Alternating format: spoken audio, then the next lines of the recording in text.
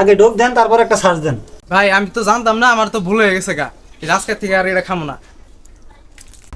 ওই বন্ধু দেখ, ইসরায়েলের শরীফ দলা লাইতেছে। আজকে থেকে তোর দোকানও তালাক, তোর কোকও তালাক। শরীফ ভাই অনেক গরম ধরছে, একটা ঠান্ডা দেন তো। আরে ধরেন মিয়া কোক খান। আরে না, কোক তো খাওয়া যাবো না। আরে মিয়া কোক তো মোটে ওই জায়গা না, কোক তো ওই জায়গা। কে বাসরের নাম মুখে নিতে কি শরম করে? কোক কি ইসরায়েলে বানো না? ওরা তোমার ব্যবসার বোধ মেরে দিব। আগে ডোক দেন, তারপর একটা সার্চ দেন। লাস্টাস দিয়ে আমো না, আমার লগে লন, আমি দেখাইতেছি প্রমাণ। আচ্ছা চলেন তাহলে সরাসরি প্রমাণ দেখবো।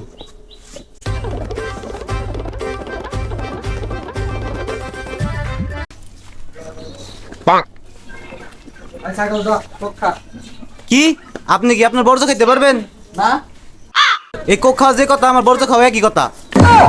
দেখছেন, আজকে থেকে তোর দোকানও তালাক, তোর কোকও তালাক। ওই বন্ধু দেখ, ইসরায়েলের শরীফ দলা লাইতেছে। আরে ভাই আমরা হইলাম অভিনেতা, আমরা টাকার জন্য সবকিছুই করতে পারি, পরে আবার পাবলিক আছে ক্ষমা চাওয়ার পারি। সামান্য কিছু টাকার নিগে ইসরায়েলের দালাল হয়ে গেলি গে। আমরা বাঙালি নরমের নরম, শক্তের শক্ত, আমরা সবাই এসে একজোট। তোদের মতো অভিনেতাদের কপালে মারলাম বয়কট। হ, তোরা তো ফিমেল পরে আনছিস কোক, তার জন্য তোদের নাটকে মারলাম বয়কট। হাতে তালে মুখে বলি, তোদের মতো ইসরায়েলের দালালদের কপালে জুতার বাড়ি।